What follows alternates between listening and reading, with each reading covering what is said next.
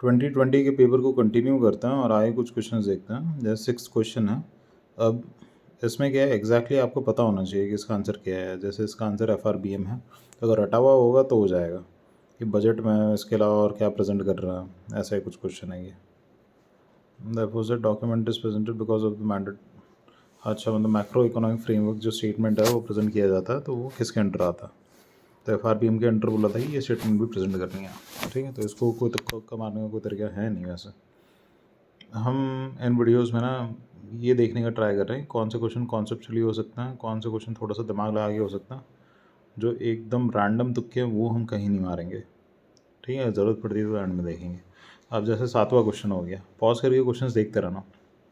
ये constitution government क्या है।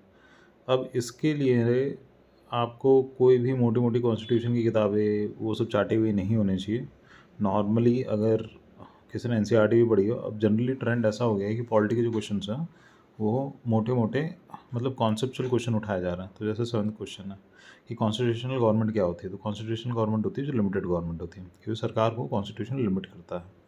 ठीक है, आगे 8वां क्वेश्चन देखते हैं। 8वां क्वेश्चन बढ़िया क्वेश्चन है। अब ये क्या कह रहा है, क्या रिफ्लेक्ट हो रहा है universal declaration of human rights. अच्छा, इसका एसेंस कहाँ कहाँ कॉन्स्टिट्यूशन में रिफ्लेक्ट हो रहा है। अब ऐसे जब कोई क्वेश्चन आता है ना, तो देखो जैसे ह्यूमन राइट्स की बात कर रहा है, अब प्रियम्बल में ह्यूमन राइट्स की बात नहीं हो रही है, क्या ऐसा है? अगर आप 100% श्योर हो तो ही आप उस ऑप्शन को हटा दो। ठीक है, जैसे फ्रैटर्निटी इन सब चीज़ों की बात हो रही है तो प्रियम्बल में बात होती है, DPSP में भी मतलब वेलफेयर स्टेट की बात हो रही है, और फंडामेंटल ड्यूटी में भी बात हो रही है कि एक दूसरे की रिस्पेक्ट करनी है, ये सब। ठीक है, तो ऐसे क्वेश्चंस में जनरली क्या होता है, सारे जो ऑप्शन होते हैं वो सही होता है, तो इसमें 1 2 3 आ जाएगा। इसमें ज़्यादा दिमाग लगा के एलिमेंट करने की ज़रूरत नहीं है कि जैसे प्रियम्बल है तो प्रियम्बल में स्पेसिफिकली फंडामेंटल राइट कहीं मेंशन नहीं किया है, ऐसा दिमाग नहीं लगाना। क्वेश्चंस को ब्रॉड पर्सपेक्टिव से कंसिडर करके चलना है। 9th वाला क्वेश्चन देखते हैं। 9th वाला क्वेश्चन भी बढ़िया क्वेश्चन है। अब ये कह रहा है कि लीगल सर्विस अथॉरिटी जो है वो फ्री लीगल एड किन को प्रोवाइड करेगी। ठीक है, पॉज करके क्वेश्चन देखते रहना। अब पहला है, अब देखिए जो ये ऑप्शन दिख रहा है ना, तो जैसे आपने नहीं पढ़ा होगा तो किसी ने भी नहीं पढ़ा होगा। तो अब UPSC में क्या हो रहा है कि जो मोस्टली जो प्रीलिम्स में क्वेश्चंस बनाना है ना, हमें वहीं पे बैठ के बनाना है। ठीक है, अब ये एग्जैक्टली किसी को नहीं पता होगा ट्रांसजेंडर की लिमिट क्या है, OBC की कुछ लिमिट है क्या। फिर भी इस क्वेश्चन को देखते हैं, ऑप्शन देखते हैं। सबसे पहले क्या पता करना है, करेक्ट पता करना है। और ऑप्शन देख के अपने को पता चल रहा है कि 2 ही सही है, मतलब 2 तो गलत है। ठीक है, तो एलिमिनेशन से ही हो जाएगा। तो ऑप्शंस को जैसे जैसे देखते हैं, पहला person with annual income of less than 1 lakh हो भी सकता है।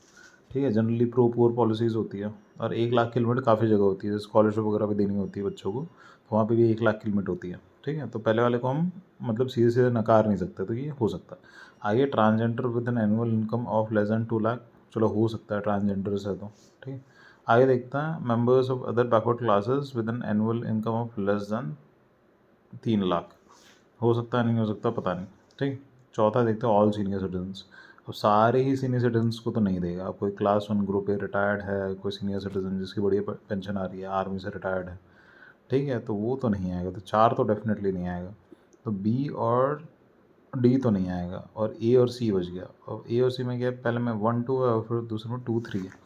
अब इसमें हम प्रायोरिटी वाइज देखेंगे कौन सा ऑप्शन हमें ज़्यादा फीजिबल लग रहा है।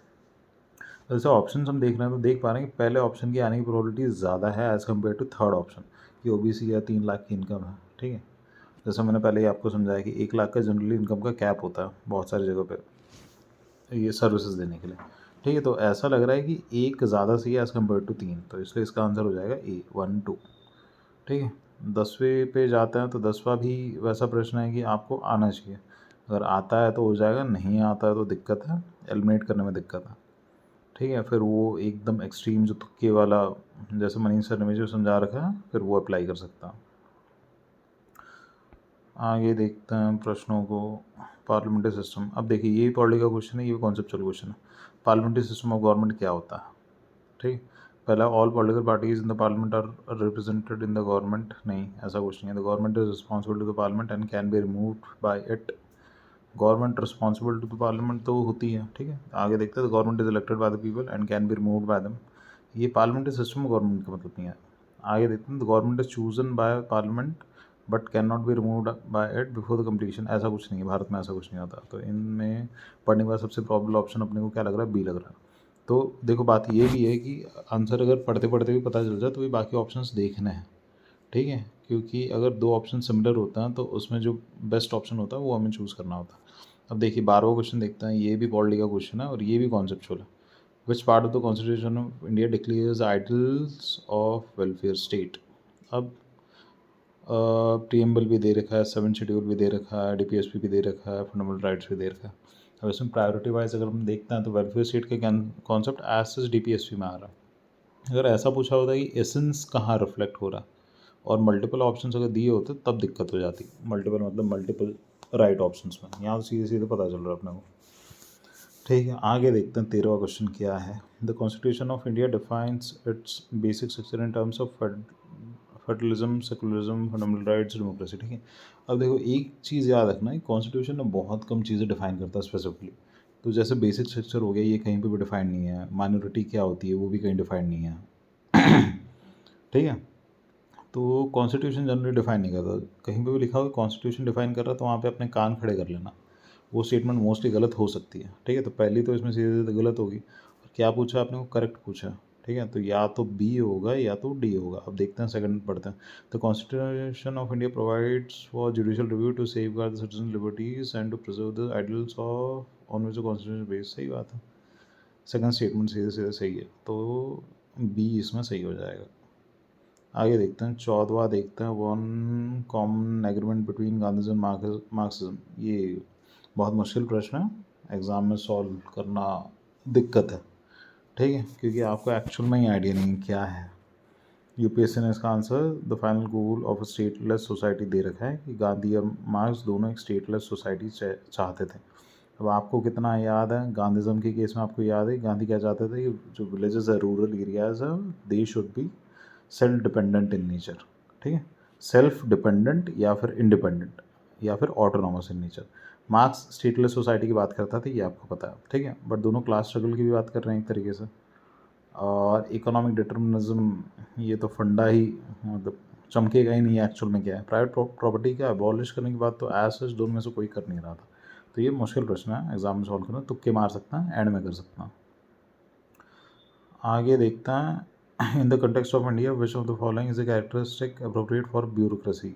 अब देखिए ये भी पॉलिटी का क्वेश्चन है, ये भी एकदम कॉन्सेप्चुअल क्वेश्चन पूछा गया है कि ब्यूरोक्रेसी एक्चुअल में क्या है, उसका क्या कैरेक्टरिस्टिक होता है। ठीक है, तो ब्यूरोक्रेसी का काम क्या होता है, implementation of policies of the government. Bureaucracy को एक तरीके से परमानेंट एग्जीक्यूटिव भी कहा जाता है। पहला स्टेटमेंट देखते हैं, an agency of widening the scope of parliamentary democracy. हाँ, हो सकता है।